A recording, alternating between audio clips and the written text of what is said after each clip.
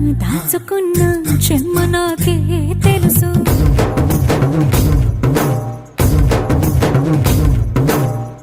కోరమీసం రుబ్బుతున్న రోషమే నీకు తెలుసు.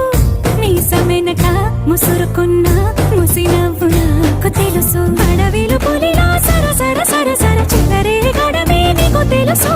అలసిన రాత్రి ఒడిలో చేరి కలవాచడమే శ్రీవల్లికి తెలుసు. సోసేకి అక్కిరవ్వ మాదిరి ఉంటా.